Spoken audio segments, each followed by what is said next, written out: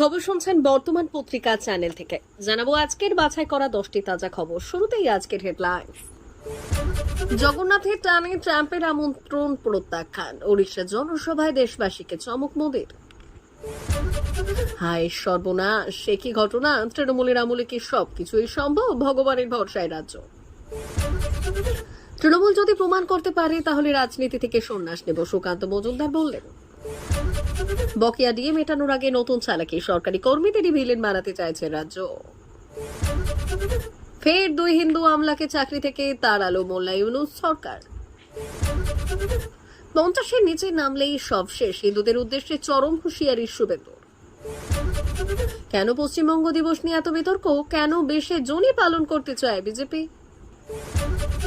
টানা বর্ষণের সেতু ভেঙে যোগাযোগ বিচ্ছিন্ন, গোঘাটে মাথায় হাত কৃষকদের। বিজেপির পশ্চিমবঙ্গ দিবস পালনকে ঘিরে তুলকালাম, বাইকে সুকান্ত, হেঁটে শুভেন্দু। শুধুমাত্র ভারতের জন্য আকাশ সীমা খুলে দিল ইরান, আজ রাতে দিল্লি পৌঁছবে 1000 শিক্ষার্থী। আসি বিস্তারিত খবরে। জগন্নাথের টানে ট্রাম্পের আমন্ত্রণ প্রত্যাখ্যান, ওড়িশার জনসভায় দেশবাসীকে চমক মোদির। G7 বৈঠকে প্রধানমন্ত্রী নরেন্দ্র মোদীকে ওয়াশিংটন যাওয়ার জন্য আমন্ত্রণ জানিয়েছিলেন মার্কিন প্রেসিডেন্ট ডোনাল্ড ট্রাম্প, যদিও সে আমন্ত্রণ পত্রপাঠ খারিজ করে দেন প্রধানমন্ত্রী। শুক্রবার ওড়িশায় জনসভায় বক্তব্য রাখতে গিয়ে মোদী জানালেন, জগন্নাথ ভূমে আসার জন্য এবং শ্রী জগন্নাথ দেবের দর্শন করতে মার্কিন প্রেসিডেন্টের আমন্ত্রণ খারিজ করেছেন তিনি। ওড়িশায় বিজেপি সরকারের 1 বছর পূর্তি উপলক্ষে আয়োজিত অনুষ্ঠানে উপস্থিত হয়েছিলেন প্রধানমন্ত্রী। সেখানেই বক্তব্য রাখতে গিয়ে মোদী বললেন, 2 দিন আগে G7 বৈঠক উপলক্ষে কানাডা গিয়েছিলাম আমি। সেখানে মার্কিন প্রেসিডেন্ট ফোন করে আমায় বললেন, কানাডায় যখন এসেছেন তখন আমেরিকায় ঘুরে যান, আমরা একসঙ্গে খাওয়া দাওয়া করব, গুরুত্বপূর্ণ বিষয়ে আলোচনা করব। কিন্তু মার্কিন প্রেসিডেন্টকে আমি জানিয়ে দিই, আমায় আমন্ত্রণ করার জন্য ধন্যবাদ, কিন্তু দেশে ফিরেই আমাকে মহাপ্রভুর দেশে যেতে হবে। মহাপ্রভুর প্রতি ভক্তি এবং ভালোবাসা আমার আপনাদের কাছে এনেছে। হায় সর্বনাশ, এ কি ঘটনা! তৃণমূলের আমলে কি সবকিছুই সম্ভব? ভগবানের ভরসায় রাজ্য। এই রাজ্যের বিরোধী দলনেতা মাঝে মধ্যেই বলেন যে এই রাজ্যের সরকার বলতে কিছু নেই, প্রশাসন বলতে কিচ্ছু নেই, সবটাই ভগবানের ভরসায় চলছে। আর সেই কারণেই খুন, ধর্ষণ, চাকরি চলে যাওয়া, আবার বাংলাদেশ থেকে রোহিঙ্গারা এসে ভোটে নাম তুলে নেওয়ার মতো ঘটনা ঘটে যাচ্ছে এই বাংলায়। আর এবার সেই বাংলাতেই শুভেন্দু অধিকারীর কথাই কি সত্যি হতে শুরু করলো? কেননা মমতা পুলিশের হাতে যে ব্যক্তি ধরা পড়লেন এবং যে পরিস্থিতিতে ধরা পড়লেন তাতে বেশ কিছু প্রশ্ন উঠছে রাজ্যের নিরাপত্তা নিয়ে, প্রশ্ন উঠছে সরকারি আধিকারিক পরিচয় নিয়ে। কি করে নীলবাতি লাগানো গাড়ি কেউ ব্যবহার করতে পারেন? কি ঘটনা ঘটেছে? জানা গিয়েছে বৃহস্পতিবার বেহালা থানার সামনে হঠাৎ করেই একটি নীলবাতির গাড়ি দেখতে পান এক পুলিশ আধিকারিক। গাড়িটির সন্দেহজনক গতিবিধি থেকে তিনি তা আটকে দেন। তারপর গাড়ির ভেতরে খোঁজ নিয়ে দেখা যায় যে এক ব্যক্তি নিজেকে কেন্দ্রীয় তদন্তকারী সংস্থার একজন আধিকারিক বলে পরিচয় দিচ্ছেন। পরবর্তীতে তাকে কাগজপত্র দেখানোর কথা বলা হলেও তারা কিছুই দেখতে পারেননি, দেখাতেও পারেননি, যার ফলে সেই গাড়ির চালক সহ গাড়ির ভেতরে যারা যারা ছিলেন তাদের প্রত্যেককে থানায় নিয়ে গিয়ে জিজ্ঞাসাবাদ শুরু করেছে বেহালা থানার পুলিশ। আর এখানেই বেশ কিছু প্রশ্ন উঠতে শুরু করেছে। তৃণমূল যদি প্রমাণ করতে পারে তাহলে রাজনীতি থেকে সন্ন্যাস নেব বললেন সুকান্ত মজুমদার। আক্রান্ত বিজেপি কর্মী জয়দীপ দত্তকে দেখতে গিয়ে বিক্ষোভের মুখে পড়তে হলেও কেন্দ্রীয় শিক্ষা প্রতিমন্ত্রী এবং রাজ্য বিজেপির সভাপতি সুকান্ত মজুমদারকে তার কনভয় ঘিরে স্লোগান, গালিগালাজ, এমনকি জলের বোতল ও চপ্পল ছোড়ার অভিযোগও ওঠে। আর এই ঘটনায় প্রশাসনের ভূমিকা নিয়ে প্রশ্ন তোলে রাজ্যপাল সিভি আনন্দ বোসের কাছে অভিযোগ জানান তিনি। সুকান্ত জানালেন, তার আগমন এবং কর্মসূচির সম্পর্কে আগেভাগে জেলা ও রাজ্য প্রশাসনকে অবহিত করা হয়েছিল। তা সত্ত্বেও নিরাপত্তাহীনতার মধ্যে পড়তে হয়েছে তাকে। এবং তার প্রশ্ন, একজন কেন্দ্রীয় মন্ত্রীর সঙ্গে যদি এমন হয় তাহলে সাধারণ মানুষের নিরাপত্তা কে দেবে? বুধবার বজবজ 1 নম্বর ভিডিও অফিসের সামনে বিজেপির কর্মীদের ওপর হামলার অভিযোগ ওঠে তৃণমূল কংগ্রেসের বিরুদ্ধে। বৃহস্পতিবার সেই ঘটনাতেই আহত জয়দীপ দত্তকে দেখতে হালদার পাড়ায় যান সুকান্ত। আর সেখানে পৌঁছানোর পরই উত্তপ্ত হয়ে ওঠে পরিস্থিতি। চোর চোর স্লোগান, অশ্লীল ভাষায় গালিগালাজ এবং কনভয়ের দিকে চপ্পল এবং জলের বোতল নিক্ষেপের অভিযোগ ওঠে। বকেয়া ডিএ মেটানোর আগে নতুন চালাকি, সরকারি কর্মীদেরই ভিলেন বানাতে চাইছে রাজ্য। রাজ্য সরকারি কর্মীদের বকেয়া ডিএর 25% মেটাতে হবে। গত 16 মে পশ্চিমবঙ্গ সরকারকে এমনই নির্দেশ দিয়েছে সুপ্রিম কোর্ট। সপ্তাহ খানেকের মধ্যেই শেষ হতে চলেছে সেই সময়সীমা, কিন্তু তার আগেই রাজ্যের বিরুদ্ধে বিস্ফোরক অভিযোগ সরকারি কর্মীদের একাংশের। তাদের বক্তব্য, নির্বাচনের আগে সরকারি কর্মচারীদের ভিলেন বানানোর চেষ্টা করেছে সরকার। সুপ্রিম কোর্টের নির্দেশ আসার পর সম্প্রতি একাধিক রিপোর্ট দাবি করা হয়েছে সরকারি কর্মীদের বকেয়া মহার্ঘ ভাতার 25% মেটানোর জন্য ঋণ দিতে পারে পশ্চিমবঙ্গ সরকার। সরকারি কর্মীদের একাংশের অবশ্য দাবি, বকেয়া ঋণ মেটানোর মতো টাকা রাজ্যের কাছে আছে, ঋণ নেওয়ার কোনো প্রয়োজন নেই। আর এই বিষয়ে রাজ্য সরকারি কর্মীদের সংগঠন ইউনিটি ফোরামের আহ্বায়ক দেবপ্রসাদ হালদার বললেন, সাসপেন্স এবং মিসেলেনিয়াস অ্যাকাউন্টে হেডে 11.65 লক্ষ কোটি টাকা আছে, আর দিয়ে দেওয়ার জন্য ঋণ নেওয়ার প্রশ্নই ওঠে না। তার দাবি, রাজ্য সরকারি কর্মীদের বকেয়া মহার্ঘ ভাতার 25% দিতে গেলে যে টাকা দরকার তার থেকে অনেক বেশি টাকা রাজ্যের কাছে রয়েছে।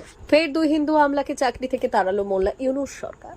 রাজনৈতিক পালাবদলের পরে প্রশাসন ও পুলিশকে হিন্দু শূন্য করতে নখ দাঁত বের করে ঝাঁপিয়েছে পাকিস্তানি ভৃত্য মোল্লা মোহাম্মদ ইউনূস। গত 10 মাসে শতাধিক হিন্দু আমলা এবং পদস্থ পুলিশ আধিকারিককে চাকরি থেকে বরখাস্ত করেছে। বৃহস্পতিবার অর্থাৎ 19শে জুন এই তালিকায় যুক্ত হলো আরও 2 হিন্দু আমলার নাম। তারা হলেন লিপিকা ভদ্র এবং সুকেশ কুমার সরকার। 2 আমলাকে বিনা অপরাধে চাকরি থেকে বরখাস্ত করায় এখনো যেসব হিন্দু পুলিশ এবং প্রশাসনিক আধিকারিক রয়েছেন তারা ভয়ে সিটিয়ে রয়েছেন। আর শেখ হাসিনা জমানায় 15 বছরে মেধার ভিত্তিতে পুলিশ এবং প্রশাসনের উচ্চ পদে আসীন হয়েছিলেন অনেক হিন্দু আধিকারিক। কিন্তু গত বছর 5ই অগস্ট ক্ষমতার পালাবদলের পরেই বদলে যায় চিত্র। 8ই অগস্ট শপথ নেয় মোল্লা মোহাম্মদ ইউনূসের নেতৃত্বাধীন অন্তর্বর্তী সরকার। আর ক্ষমতায় আসীন হয়ে বাংলাদেশের সরকারি চাকরিতে হিন্দুদের নিয়োগের ক্ষেত্রে জারি করে নিষেধাজ্ঞা। 50-এর নিচে নামলে সব শেষ, হিন্দুদের উদ্দেশ্যে চরম হুঁশিয়ারি শুভেন্দু। পশ্চিমবঙ্গ দিবস উপলক্ষে বিজেপির সভা আসানসোল কাপালেন বিরোধী দলনেতা শুভেন্দু অধিকারী। হিন্দুদের উদ্দেশ্যে শুভেন্দু চরম বার্তা। দেখুন কি বলেছেন রাজ্যের বিরোধী দলনেতা। কেন পশ্চিমবঙ্গ দিবস নিয়ে এত বিতর্ক? কেন 20শে জুনই পালন করতে চায় বিজেপি?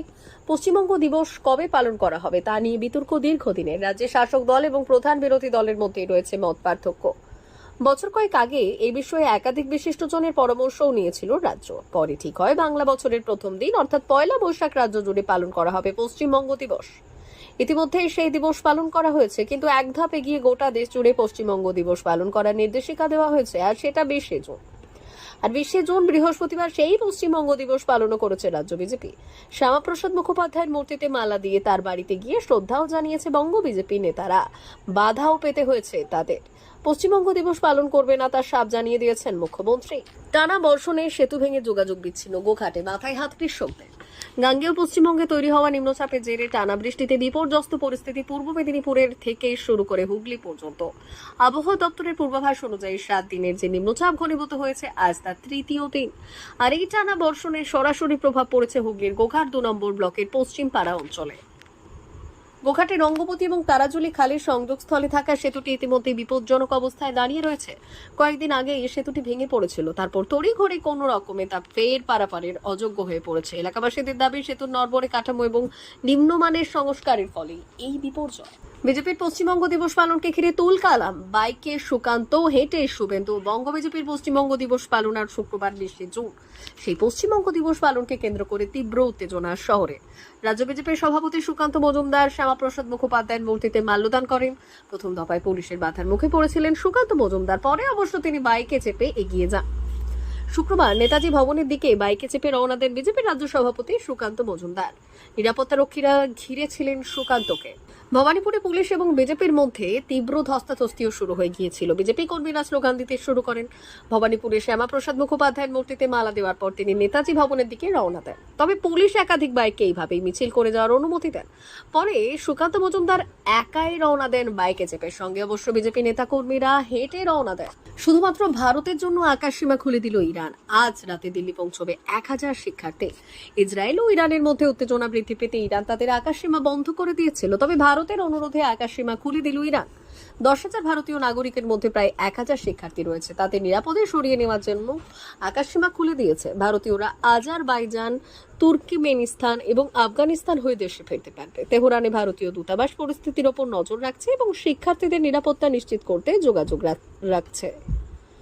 প্রিয় দর্শক, এখনকার মতো খবর এই পর্যন্তই। ধন্যবাদ।